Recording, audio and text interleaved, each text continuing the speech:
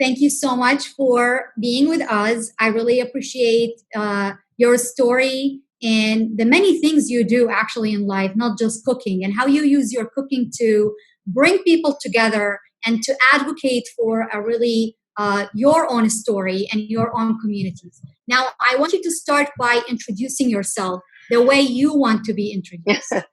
Thank you. Thank you, girls. It is really an honor being here with all of you. As you know, I love cooking and I love sharing it with people. So I'm Hanan, and I came from Palestine in 1973. Years later, so I migrated from Palestine to the U.S. in 1973. We were first refugees. We fled to Jordan in the 1967 war, went back to the country, and then I immigrated in 1973. I started cooking, honestly, just to feel close to my mom and her food, because I feel like I didn't get enough. I left there at 14. And so I started to tackle cooking. It wasn't successful for many years, just to bring the smell, the taste of Palestine and my mother's kitchen. And then years later, of course, I continued cooking to feed the 5 kids that I have. So it was kind of like cooking for survival. But then as things progressed and as the kids grew up, I started loving to cook and sharing it with people, because I feel this is the way I can introduce Palestine and teach people who don't know what Palestine is through our food. And, food, as we all say, is a huge connector and a kind of common denominator. Everybody loves to eat. And I took it as, getting closer to my mom's kitchen in Palestine, then learning how to cook to feed my 5 kids. And then later I saw that it's a beautiful segue, that if I'm sitting in a gathering that they have no clue where Palestine is, but I took a dish, as most of you know, as Middle Easterns, we never go empty-handed. We take something, and people want to know what's in it, where is it from. And so I felt there was a beautiful opening to teach my friends and my neighbors in the US about our beautiful food in Palestine. And then later on, after the 5 kids, they all had kids. And so I have 9 grandkids. And honestly, they're the ones who taught me to love cooking, because they want to cook with me. And so 9 of women each have a specialty, and they each help out when I'm visiting their homes. And, they add that beautiful loving touch through their hands. So, yeah, I had a nice childhood. I come from a modest family, middle class. I was born, back then they called it a village. If they're listening now, they disagree with me. It's a beautiful, huge town, self-sufficient. But it's a small town near Ramallah called Dirdibuan. We had a house that my father loved. Oh, he had a green thumb. He had every fruit tree, every plant. We had everything around the house. So when you hear people like, I'm in New York and they say farm to table, it's like the most expensive food is when you serve farm to table. I'm like, well, we cooked farm to table. That's how our life was in Palestine.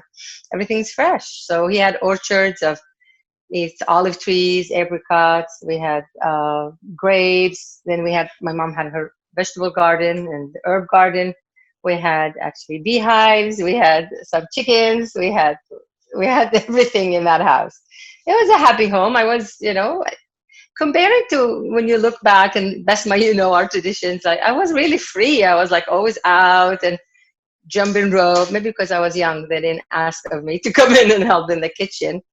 But my favorite is when I would come home from school, and the first room I would go in is the kitchen to see when my mother has cooked. And she never disappointed. She'll always have a pot of either the grape leaves or al-inab or, the stuffed zucchini, the mahshi with the leban. There's always, or the makluba, so there's always something cooking. I have to say, though, growing up, I never watched my mom make dessert. Why? And Basma again knows that, and the Arab the listeners know why. Is because it's so abundant and it's so available in the cities that you go to the, mahal al-hilwiyat, you go to the sweets, you go to the bakery, you bring all that. Like the katayif, when I used to say to people that I make katayif in the house, they're like, you make why? Because it's not available in America. We had to learn to make our recipes to kind of, bring us back with our memories and our taste buds back to our country. But they would buy, like, the kunafa is bought. I've never seen any of my family members make it because it's available and it's authentic and it's there. It's us that immigrated and still, yearning for that smell and that taste of back home, that we had to learn and teach ourselves to cook these specialties. As you know, everybody brings their spices with them. So we do when we go back. When I go to Palestine, I bring my spices with me. Or if I need to make something, like, yesterday I had to go to 2 Middle Eastern markets to find the ingredients. Now with COVID and with what's going on with this unrest right now in the US, nothing is available as it was before. Yeah, well, Palestine was split in half in 1947 when the Israeli occupation moved in and took half of the country. So we called it Palestinian territory, 48 territories. So that's, like Haifa, Yafa, Akan, that side of Palestine. And then in 67, the occupation moved into the West Bank, where I'm from, and they took the rest of that. So I remember it since I was 9 years old, the 1967 war. So I remember that because we had to flee to Jordan, and we stayed in Jordan for 2 years. And as I said, we had to sneak back into the country before they took the census so we could be counted. Otherwise, if we weren't counted, we could never go back. So the people who live in Palestine, already, 3 religions, that. I mean, not so many people know that Christianity, Judaism, and Islam exist. And they coexisted there for a long time. So we have our holy places, the 3 holy places there. It's but what I'm from a town near Ramallah, as I said. So we would go to Ramallah, or we go to Jerusalem. As Palestinians who are living there now, if they're living there and they have a Palestinian identification, they cannot leave beyond that apartheid wall that was built. They need a visa and they need permission, and that takes forever. So if you're want to go pray on Friday, which is our holy day, or like our Eid, which just passed, they need to apply for a visa, but it doesn't come in a day or an hour. It takes months. So it deceives the purpose of you going at the moment of praying to your holy places. We're, on the other hand, we're American citizens. A lot of people from Palestine are American citizens, or some citizens of other countries, because we all fled from the war.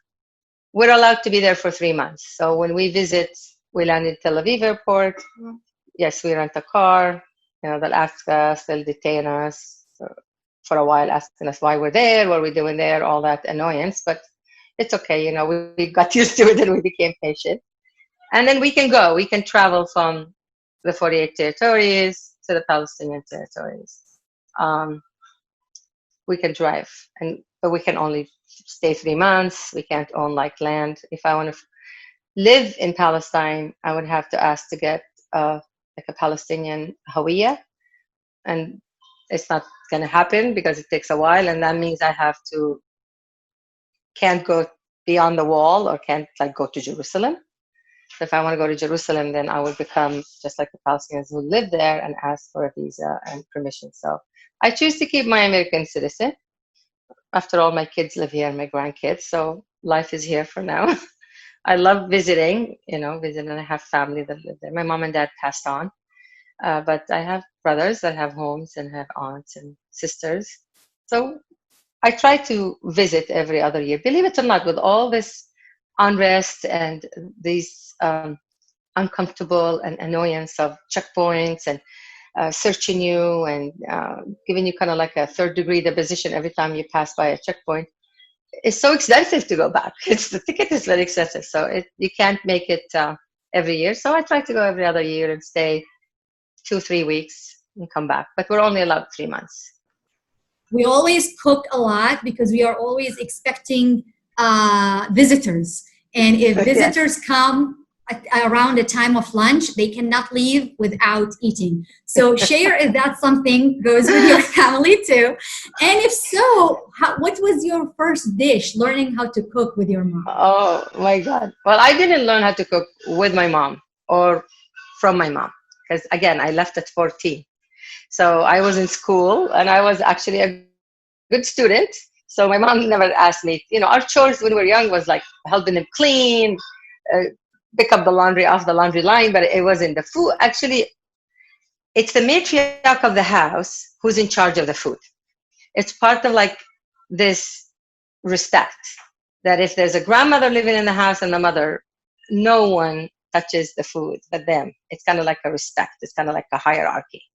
So they're the ones who cook. I mean, us as young, I mean, it's dishonorable to go stand there by the grandmother and the mother say, we could maybe peel the garlic for them or something hideous like that. But no, the mom or the grandma, that's kind of the honor that they're in charge of feeding the family. And yes, the pots are huge.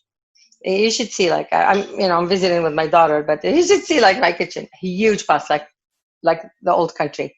It's because you are used to cooking for the people who are going to walk off from the street to say hello to you. People can wave from outside and it's not enough for an Arab. No, you got to come in. I have to have some coffee. And that goes on all day long. You could be eating at 5-6 homes a day and having like maybe 10 cups of tea and coffee a day, because it is disrespectful to say, no, I'm sorry, I just had some. So you always count on that if I say hello to somebody, they're sitting under their grape leaf or trellis, that I have to go in, I have to have coffee, I have to have tea, I might have to have a sweet, oh my God, I might have to have dinner, and I can't refuse them because that is disrespectful. So yeah, we feed people and we eat a lot. It's all about food and family. Okay, so the dish we're making today is a famous dessert. It's called kunafa. So if you're talking to a Lebanese, Syrian, Palestinian, they know that, because as everybody knows, the Palestine, Lebanon, and Syria were one. They were called Bilad al-Sham before the French colonized Lebanon and Syria, the English colonized Palestine. So we have the same similarities. You'll see the people look the same, we talk the same traditions, same food. And there's a town in Palestine, the West Bank, called Nablus. And this kunafa is called Knafeh Nabulsieh. They're famous for that because of their cheese. You know the cheese I sent you so you could tell your viewers to buy, which is al-Jubna Nabulsieh. They make it there, so of course they make the kunafa. Scarf. I grew up watching my mom wearing it. So they wear it under their, I don't know, Basma, if you know, the gold coin. Okay, so that was the tradition. They'll wear that, and their gold coin, and they'll wear their beautiful, like, long scarf. Now everybody wears more of a hijab, and that tradition went only for, like, happy occasions. You have weddings, like henna parties. You would wear that because it's really fancy. You can't wear it every day. But I do remember my mom, every day, that was her uniform. When she needs to leave, she'll wear the Nabulsieh, then her gold coins, yeah, real coins, and then her long, beautiful scarf, and that was like what they were. So this is made in Nablus too. That's so there's a correlation between that and the cheese and the kunafa, that it's produced and fabricated in Nablus, as well as the sabun. The sabun is called sabun and Nabulsieh. Nablus is famous for that too. Nablus is a beautiful town. I mean, I love it. I visited 2 years ago, and I went with a friend of mine.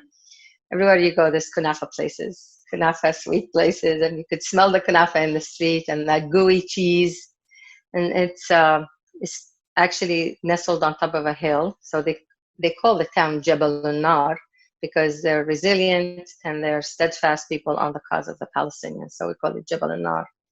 And very smart, highly educated people from Nablus. So I have a lot of friends and I respect them. And of course, I love that kunafa because it was always present at weddings, at events, at holidays. Anytime you want to give someone on the Eid a gift, we would go get these beautiful boxes full of kunafa and giving them to like the aunts and the families. So it means a lot because I've seen it in the house on happy occasions.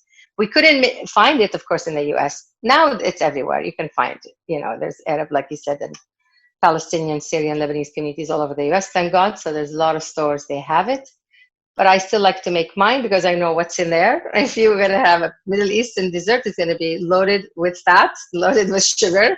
So I try to modify my food to fit my American kids' taste, not my Palestinian palate. So I do it with less sugar and less semna, less butter. But yeah, when I first tried to make it, I believe in like maybe late 70s. I'm like, I want kunafa. And I haven't gone to the old country since I came in 73. It took me maybe 10 years to go back. And so we started making it with the shredded wheat cereal. with the shredded wheat, and we'll grind it with our hands and then spread it, and we'll put some cheese, I'm sure mozzarella, and we'll make the syrup just to get close enough to that taste because it wasn't available. But of course, now everybody make it. You can ship it from Palestine. It would take like 2 days, and you can ship it or bring it with you when you go. But I really, honestly, when I go back, I can't have it. It's so rich for me. It's so like, okay, I'll have one piece. Where when I make mine, it's very light. I know I eat more than one piece. So as I send you guys the ingredients, this is what I use. And it's at every Middle Eastern market. I know you can order it online through Ziyad products, but remember nowadays nothing is coming, Amazon Prime. There's no more Amazon Prime. It takes a while. So this is that's what I use. This is enough for one tray. And it comes in with this inside. You keep it frozen till maybe half an hour before you use it, because I like it to stay solid, because I'm going to put it in a food processor. So it's the dough shredded. That's what it is, shredded dough. That's why we were using shredded wheat. So the first thing I do, because I use pistachio, and I'm in the house, so I only have one food processor, so I don't want to keep washing it and drying it. So I tell always my audience or my students or my kids when I teach them, start with the pistachios, or when you have time, once a week, bring your pistachios if you want to peel them yourself. Grind them to almost powdery, and just have that jar ready, because I love to top all my Middle Eastern desserts with pistachio. So I have that ready.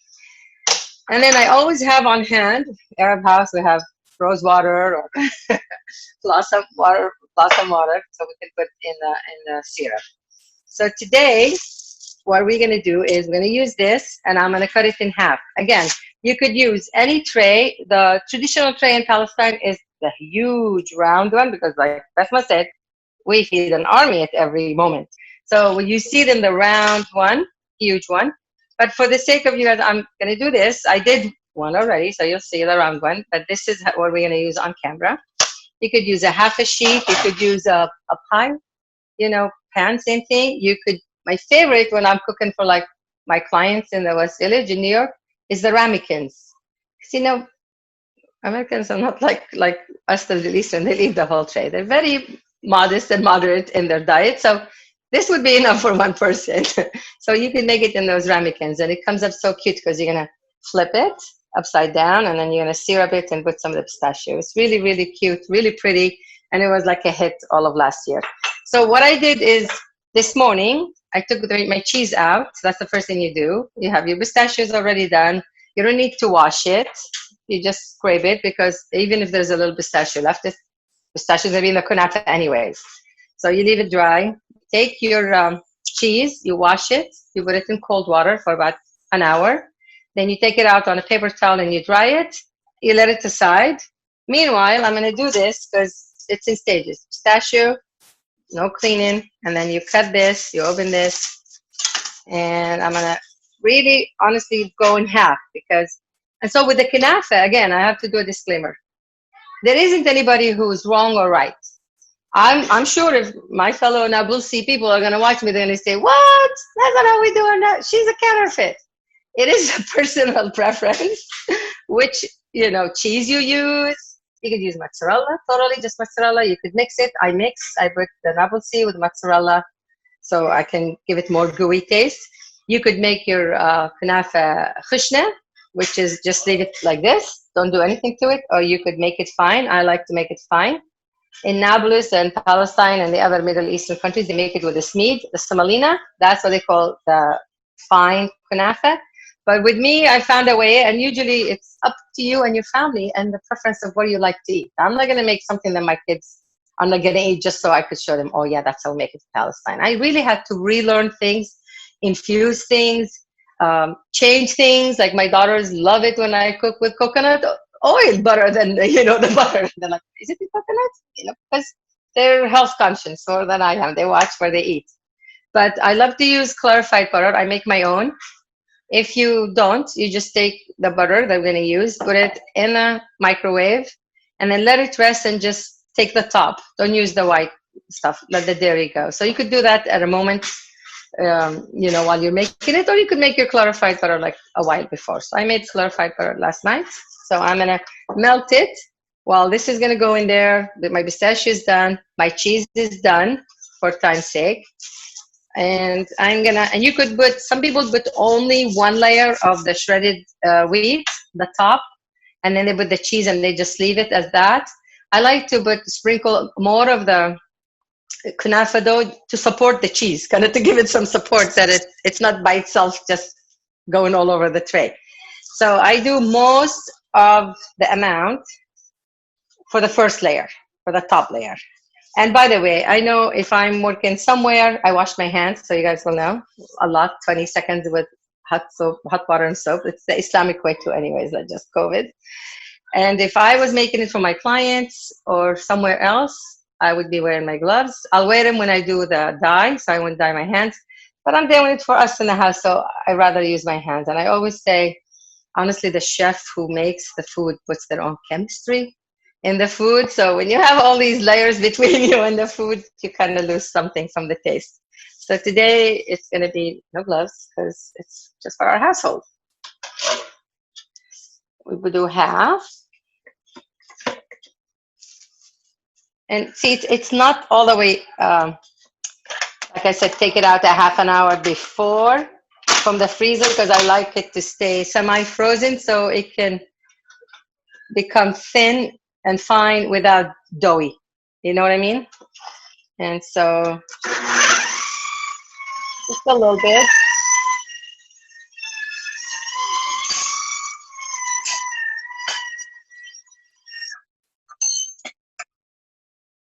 It grinds better when it's all the way unfrozen.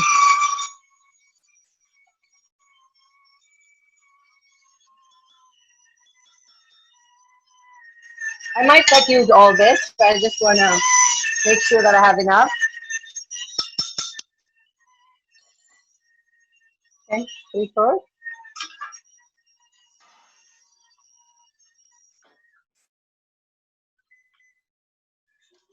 So you'll see, I'll show you. There we go, all over the place. Always happens, by the way. Every time I use it, and I haven't learned. So I'm going to show you guys. See it? Semi-fine. It's not, yeah, some people take this and just put it on the tray and put the cheese on top of it, bake it for 10-15 minutes with their syrup and call it a day.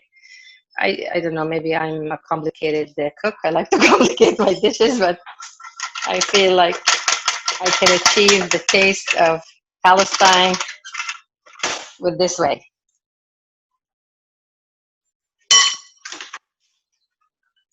I just heated up the clarified butter. See, there is no dairy in there. It's totally just the butter. And I'm sure you guys in Jacksonville, you have, where is everybody? Jacksonville, Florida, Philadelphia. We have, yeah, everywhere, people from everywhere. But Everywhere. We do have a couple of ethnic stores that Yes. kunafa, which is really amazing. Tastes really good. And I think I echo you, like even like the whole Arab community cook grape leaves, but not every country, every house cook it differently and it tastes different. And like yes. I tasted many grape leaves and every single one is tastes different than the other. So I do agree with you on that. It's like there's no master recipe. No, and you know, I'm going to tell you again, I'm going to say that again. When you go to Palestine or when you go with other families, I mean, I have not met a Palestinian that doesn't know how to cook or love food. I'm not the best cook. Maybe in their eyes, I'm like, oh my God, what is she doing? This is not, but I had to modify it to agree with my kids, my American kids, who can't have so much sugar or so much of the, the ghee, the semna. And the other thing is, I really didn't start cooking because I love to cook. I started cooking because I wanted to kind of bring myself back. I was so sad that I left home and left my mom, and there's nothing in 1973 in the US that knew what Palestinians or Palestine or even Arabs. So it was very difficult. We were very isolated. So I started to tackle that years later after I came, just to kind of feed that void that I had in my soul and my heart. And then later on, it's because of the kids, just to survive. But then later in years, like, for the past 25 years, I'm going to say it's been because I want to bring Palestine to every table. I want to introduce Palestine to everyone, to teach them about the beauty and, all the beautiful dishes we have. And I figured if people love to eat, then they're going to have to learn about the dish. If you love the dish, then you're going to have to love us too.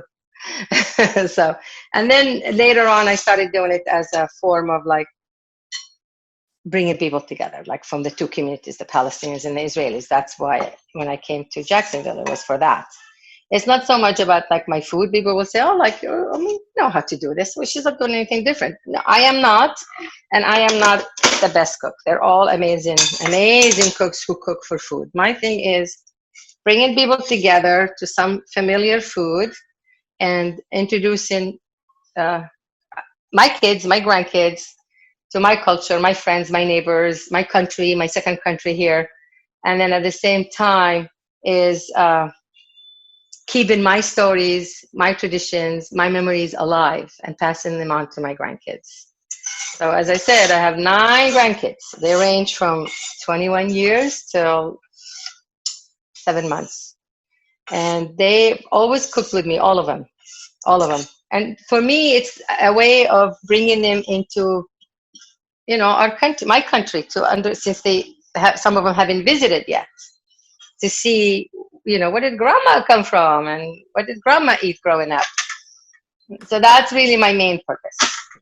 So you said you came to America when you were 14 years old, which is very like a young age. What was your first year in America look like?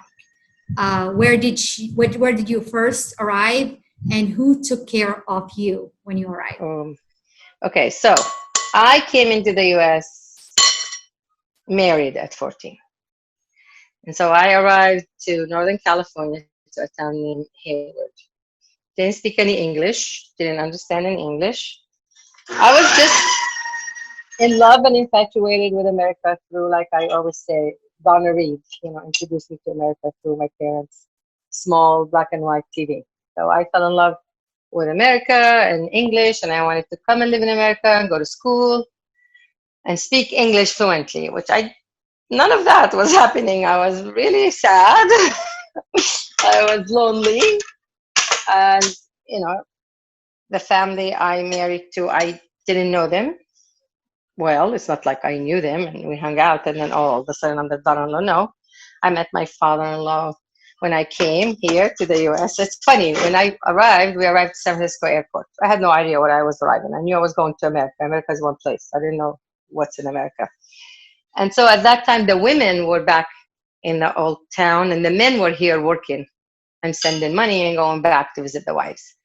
So when I arrived, there weren't many women, maybe 2, 3, not that many. So when I came in, like 10, 15 men come to the airport to meet. And I'm like, oh my God, what are these guys doing? And I found out later that like they were happy a female is coming, so there might be some good food. I'm like, wrong. I don't even know how to boil an egg. What's the matter with them? So my father-in-law started teaching me. I think he felt bad for me and he started taking me to the market. God rest his soul, he passed away last year. And he started taking me to the market and telling me, this is onion, that means basal. This is tom, that means garlic. So the first dish he taught me was chicken. The chicken with potatoes in the oven? Okay, so he did it good. And he did actually the kalayt al-bandura, which is a shakshuka. He used to make that a lot. He loved it. So I learned those 2 from him, but I didn't master them. They thought I did. So they invited those men one night to come in for dinner because I know how to cook supposedly now. When the men arrived, I only made 1 thigh and 1 drumstick for maybe like 7 men, 1 potato and small Pyrex. And I don't think it cooked. Maybe I put it 10, 15 minutes. And then they were coming in so happy. I could see them salivating at the door like, yes, finally. We don't have to go eat out. Because at that time, more people eating in McDonald's. There were places called like Sambo's, Caro's, those places. So they were happy they walked in, and I'm like, okay. I took it out. It was uncooked, undone. I was so embarrassed. I ran up to the room, honestly cried the whole night. Kept on crying for, I think, maybe 2 or 3 years. So I had to make a decision. You know, I wanted to come to the US. So I did come to the US. Okay. What do I do now? I mean, I had a choice. I could really have gone back and lived maybe with my mother-in-law, had the kids over there. But no, I chose, I'm like, you know what? I'm going to stick it out. I'm going to learn English, and I'm going to learn this country that's called America. And so I started. I bought a notebook, I think, from supermarket called Romley's next to us. I walked, bought a notebook and a pencil. And every time I passed by something in English, I would just copy it, go back to my handy dandy dictionary that they give us when we get married. The Arabs, when the Dara leaves, Les must dying laughing. They give you a dictionary, Arab English dictionary, and they give you a cookbook. And there you go. There's your prerequisite for being a mom and a wife in a foreign country. And so I would go there back, and I would sit in the room and just seriously just translate what I heard or what I saw on the freeways. And then I watched Lucia Ball like no other, Dean Martin, you name it, all of them I would watch. And I would write phonetically in Arabic what I learned. But you know, it took me years, of course, to start making sentences. First time someone asked me to say, just say hi. Not even hello, how, just say hi. I'm like, I put my head down and I started crying. I can't. It was very difficult. It was really very sad, very hard for me. That's why I had to learn this country. And I kind of like put my Arabic on the shelf and put, you know, my country on the shelf. I didn't go back for 10 years. So I can, you know, communicate with my American kids. I had to speak the English because, you know, my son used to make fun of me. And anytime he wanted to get away with something, you know, he's very slick. He would use, oh, Mom, you don't know. This is how it's done in America. You don't know. You don't speak English. you don't know. Yeah, that's what they do in America. I'm like, okay, I'll show you. I'm going to learn America. So none of you have to use that line on me. Oh, Mom, you don't know. So yeah, a lot of factors. The main thing is the kids. And I wanted to stay here with the kids. I didn't want to like, okay, I don't speak English. I don't know. So here we go. I've done this. I split them, as you could tell. I'm going to take some of the oil. I forgot that we're doing a cooking show. I'm just talking and not cooking. Sorry, girls. It's actually a cooking, a storytelling show. So I'm going to take a few of the spoons, and I'm going to mix, you know, the first one, most of the portion. I'm going to use my hands in a second. And then I told you about the dye, because the Nabulsieh kunafa is orange. So I'm gonna mix some of the dye so I can color that beautiful dish. So I'm gonna use 2.5 spoons and leveled. Make sure they're leveled because this thing dyes things and it might become red, not just rosy. Just 2.5 teaspoons. And you can mix them with maybe a little bit of the butter so you can liquefy them. It's a beautiful color, honestly. Look how beautiful. Do your Easter eggs with that.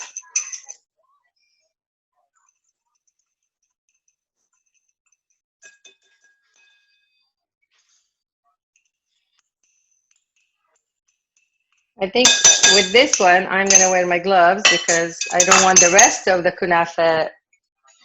Remember, half of it is going to be red and the other half is just the natural color. So I'll wear my gloves just for you ladies. And really mix it. That's the idea, is to really mix it. You see how beautiful it becomes? You already have the butter. Mm-hmm. Yeah, see? You see?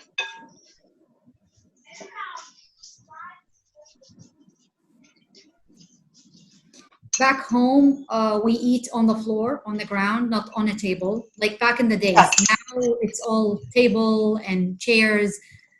I don't like that. I'm Yeah. saddened that I'm saddened that we let go of those traditions, because now that I know other cultures like the Japanese, the Korean, we sit on the floor, and I love that. So like Besma said, yes, we would have the low table, we would sit around it on pillows, we would eat with our hands. And I Mhm. only see that in like Muslim gatherings with like a big scholar. Like we had a spiritual scholar come visit us, Abdullah bin Bayya. I don't know if you know that, Basma. So it's like, it's meant in Islam to be barakah, which is more blessings, if you're sitting around together and eating with your fingers, picking up the rice or something, because that person who's so spiritual and we follow his teaching puts more blessings in the dish. And then, of course, in our countries, they're like, nah, this is primitive. Let's get rid of it. Let's come become westernized. So we let go of some things that I don't agree with them. I love those traditions, sitting as a family, eating together, honestly having a full 2-3 hours of just sitting around the table and eating and conversing. Now people eat in their cars, and maybe this corona made people sit home and eat together, but before people were eating on the go. The main meal is lunch in the Middle East. So Fridays, Thursday, we go to school half a day in the Muslim community, and Friday we would eat lunch. Breakfast you would eat again the zayd za'atar labne and the cheese. That's my nose. But then, and you take lunch with you to school. I used to take my lunch, yes, of what my mom cooked the day before, or a cheese sandwich. And then lunch is the biggest thing. If you're inviting people to an event, it's never a dinner. It's always lunch. Yeah. And dinner, And remember what we used to between, have? Like, yeah, go ahead. and I said, like, if you want dinner later on, it's fruits and cheese, like batik and jibne, Yes, watermelon this is and my cheese. favorite. This is my favorite actually. We say raki, وجبنة some bread and some Batik وجبنة, yeah? yeah, or na'na, No, some no, mint. Yeah. no, no. So I'm going to use this tray because I use the other round tray. So you bring some of your clarified butter, your whatever you like to put, and you don't want it to stick. So you're going to make sure that you brush. I use ghee a lot. I make my own ghee, but for the desserts, I make clarified butter because it doesn't have the roasted taste. So I don't want it to interfere with the desserts. So I'll use the ghee for the actually savory dishes, but for the sweets, I use the clarified butter. So here it is. It's nicely mixed. You guys see, and then you see how beautiful this color is. Now, this one is the Nabulsi cheese with mozzarella. I always mix mozzarella. I'm going to put just 1 spoon, a huge heaping spoon actually. It's a cooking spoon, serving spoon, of heavy whipping cream to bind them all together so they can be binded in the taste. And then I'm just going to put a little bit of sugar, just in case I still have a little bit of the salt on the cheese. But not necessarily. Even if you have the cheese still salty, it kind of gives it a little kick. Because like Besma said, we eat the kunafa inside bread, inside the kak, which is salty. So you mix them, and I put a little bit of the butter. This is just to bind things, not to give any flavor or anything, just to make that the two cheeses are incorporated and the sugar is incorporated and everything is going to be to taste, the cheese and the filo, not so many, nekas. I like talking. I think the kitchen it's the heart of the house. Mhm. That's where the fun stuff happens. That's where you cook. That's where you eat. That's where you find stories. So my kitchen has always been open, and it's always been welcoming to people. Again, on the kunafa, I was going to say, I forgot, it's up to you if you want it thick or if you want it, thin. So some people like it this thick, some people like it paper thin. It's up to the preference. There's no right or wrong. But yeah, in my house, I've always done the kids. The kids played sports, so we would have their teams over for pasta feed. And so of course, my pasta is Palestinian pasta, it's not Italian pasta with the Palestinian slices. And then the kids had any events at school, it was carried in our house. I liked having them there. Then, of course, their weddings, their hennas, their, whatever event, it's always in our house. And it's always the more, the merrier.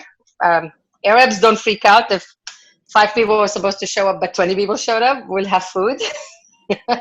When we moved to the US, like overseas home, the biggest place at home is the kitchen. Where we also have a place like to sit and watch TV and cook. I mean, it's a whole the whole house in the kitchen. While when I moved in, I noticed that the kitchens are so small because I guess not many people cook. It's not that they don't cook. It's just that they don't have time to be in the kitchen all day. You're talking about a society in the US that's both, household, everybody in the household works. So when they have a breather, they might not want to sit in the kitchen and cook. They might want to go for a walk, or they might want to go to the amusement park. But for us, it's always around food and how many guests are coming. Like you would always brag, oh my God, we made mensaf today, and wallahi, 50 people came. That's like it's more prestigious, So when we were looking for houses, I need a big kitchen. I like the kitchen. I think, as I said, it's the heart of the house. That's what everybody congregates. That's what everybody ends up. And maybe it's for different cultures. Where I come from, we've never eaten out.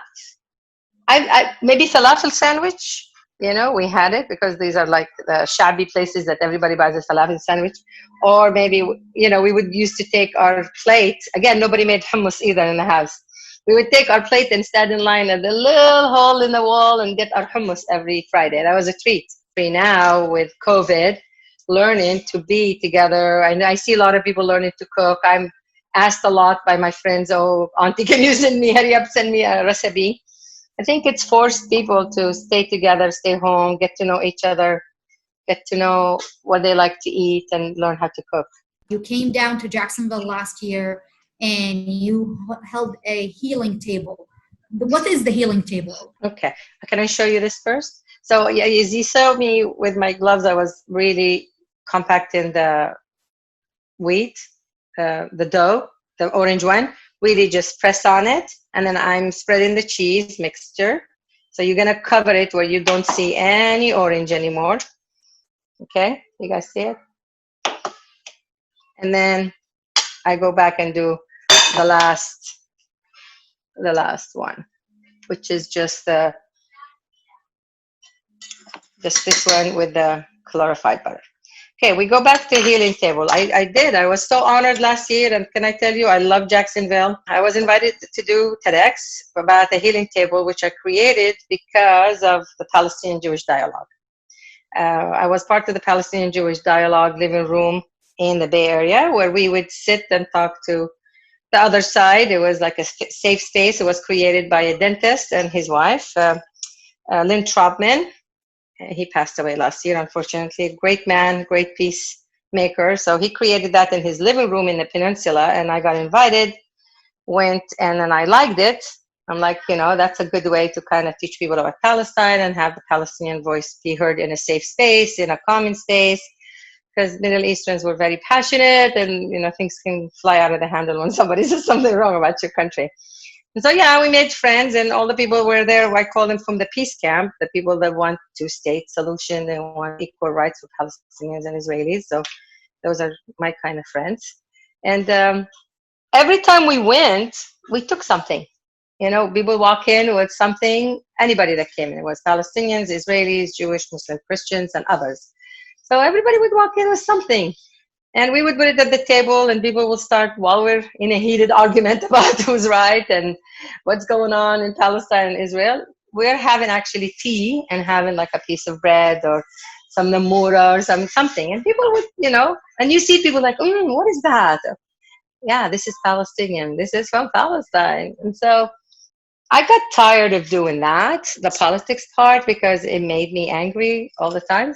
And I don't know how to control my emotions, and I'm like, I'd rather be at peace and teach people about Palestine in a different way. And so I did the food.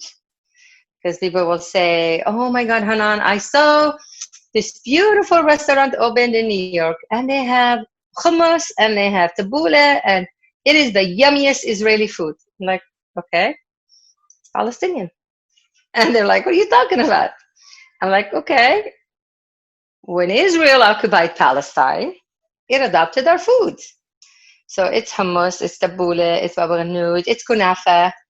I'm very happy to share, but I'd like people to give us that validation, that recognition that we are people, we do exist, and we have a culture, and we have traditions, and we have food, and we're struggling to get our identity. And so I see more and more chefs, Palestinian chefs, Yemeni chefs, Iraqi chefs, because of the unrest and the occupations and all that in their countries, the wars, that they are speaking through their food. Because food, people understand food, and you feel that people sit at peace at a table. They're not going to fight over the food. But so I started that. So I did a healing table, and I cooked with somebody from NYU. He was doing his master's. He's an Israeli. His name is Itamar. And Kitchen Connection carried that. Whole Foods sponsored it. And we cooked, and we had 2 sides. And they had to dip their oil in the middle of the, I put all my food in the middle of the room, and they all had to come from both sides and start talking civilly to each other about what, the pain of both sides and the needs of both sides. Then when I did my healing table session, the speaking part, it was about how I created it and why, and what I want to see as a mother, as a woman, as a Palestinian, achieved for the Palestinians someday.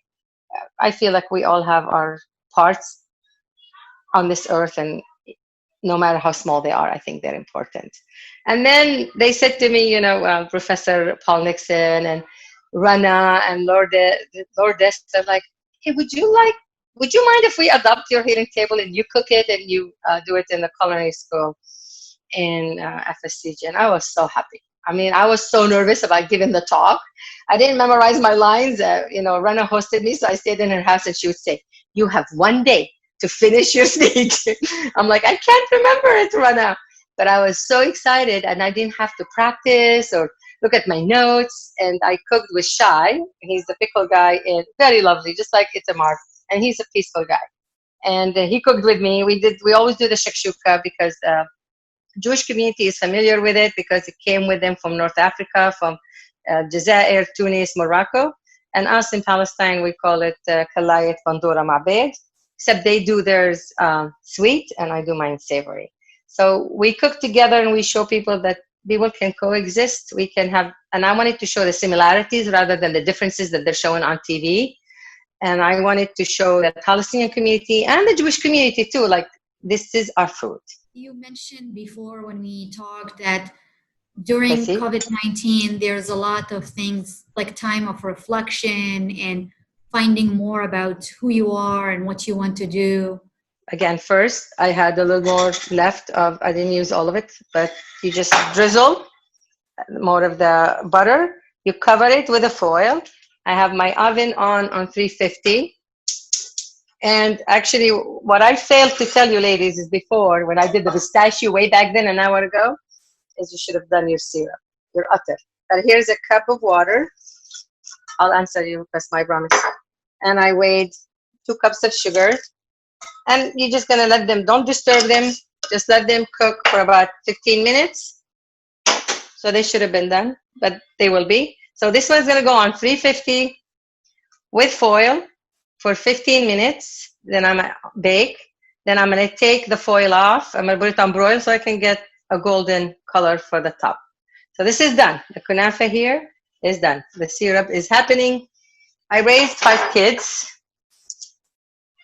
They're adults. So I've always told the kids, like, I want to go back. I want to go back to college. I don't feel like a whole person. I'm like ashamed that I didn't finish. And they're like, Mom, you have a life experience. There's a beautiful school in New York, which they went one time when they were all visiting for Thanksgiving and took some pie classes. It's Institute of Education, Culinary at New York it's actually in the World Trade Center. So they said, walk over, Mom, check it out. If you like it, enroll. I walked in and I'm like, oh my God, that's where God needs me to be, in this school. Gorgeous kitchens, uh, everything fresh from farms, everything fresh from like the fish farms. And right away, I, signed up, and they said, we don't have any space. You have to wait another year. I'm like, I can't wait another year. I'm going to change my mind. And the second day they called me and they said, somebody dropped out. So we're going to give you her space. So I went to school there. It's a 9 months program. From morning, I chose the morning shift, so every morning, and we had to learn everything. We learned, it's an Italian-French school, so you had to learn about the regions. I love the geography and the history part. And I went to the James Beard House in New York and did those 250 hours, and I was doing them last Ramadan. Told the kids like I could, do house stuff and kid stuff with my eyes closed. I've been doing that for 47 years. But I like a challenge, and I like something extra daily, and I like being around people and talking to people and talking about Palestine and food. I flipped it because remember the orange was on the bottom, then the cheese, then the clear color. So you bring, like with that one, you can flip it piece by piece after you bake it, the one I just made, which is going to go in the oven. But with the round ones, you'll have in your house always like a bigger tray than it. So you could put it on top of it, then you flip it. So it's flipped. And then I have my atir. Some people serve it like this, and they just put the pistachio, and they let individuals add their own syrup. Okay? You don't want to give this to any people who have diabetes. You got to be careful. But let's say for the sake of that, we're all going to have this. So you just drizzle the syrup, let it drench in there. And the color came out beautiful, as it should. This beautiful, rich, rosy orange. So it's going to drink all of that. And then let it saturate it in there. There we go. And then, of course, pistachio is my favorite to garnish all my dishes. So when you serve it, that's my nose. We take this, you take it in front of your guests. You don't slice it in the kitchen. You want them to see that you honor them so much and you respect them so much that you actually made a big thing, not just a few pieces. It's all about, this respect and status in the Middle East. And you can sprinkle the pistachios, or you can I like to make stations of pistachios. And the green color against the red, this is honestly a good Christmas, good Christmas dessert. It's got the green, it's got the red. It's present at every Eid in the Middle East. That's every true. Eid. That's true. Muslim, Christians, Arab Christians, we all, of course, eat the same, which people don't. Oh my God, I'm like, really? You have no idea that we have Christians in Palestine? Where do you think Jesus was born?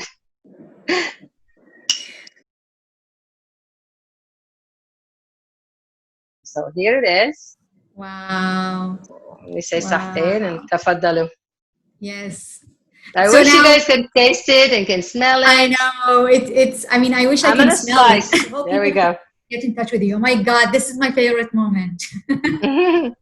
Yeah, I had an event that was going to happen in McLean, Washington, in Virginia, with Chef Chris, who does Chefs Without Restaurants.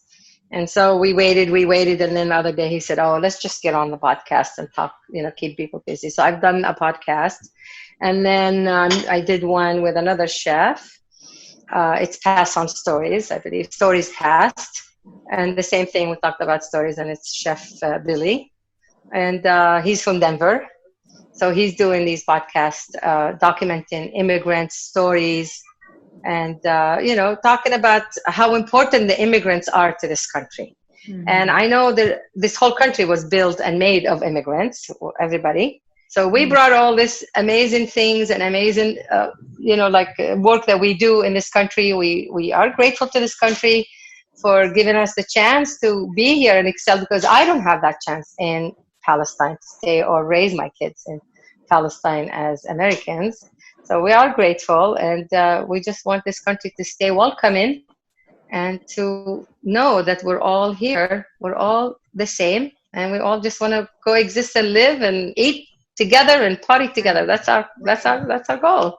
So thanks to social media, I could be like, look at that, I'm with you through Zoom.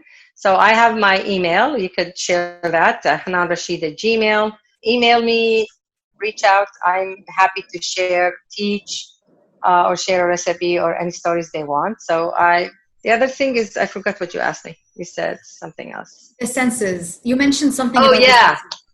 Yes. When we left Palestine, we had, I think at that time, Jordanian passport. So when we fled, we went to Jordan, stayed there for the year, and the women and the young kids snuck in. We totally snuck in on a open flatbed with farmers, and every time the Israeli army would approach, would pretend that we work on the land. I even had a different name.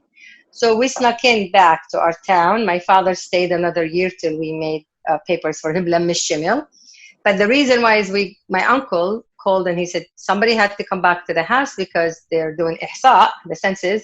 And if you're not counted, you might lose your house or you might not be able to enter. So that's why we rushed.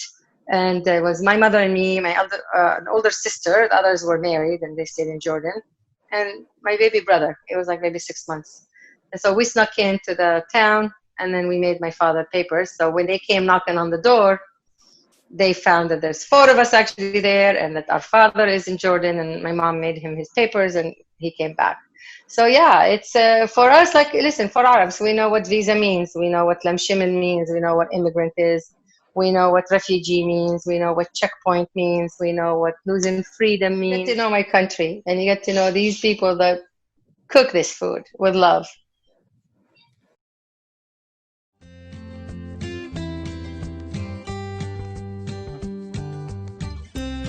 This program is brought to you by Islamic Relief USA, Welcome in Gainesville, Weave Tales, Reyes Legal PLLC, Engage, Florida Immigrant Coalition, We Are All America, Welcome America, Museum of Science and History of Jacksonville, and the family of Andrea Myers and Mag Mekshut.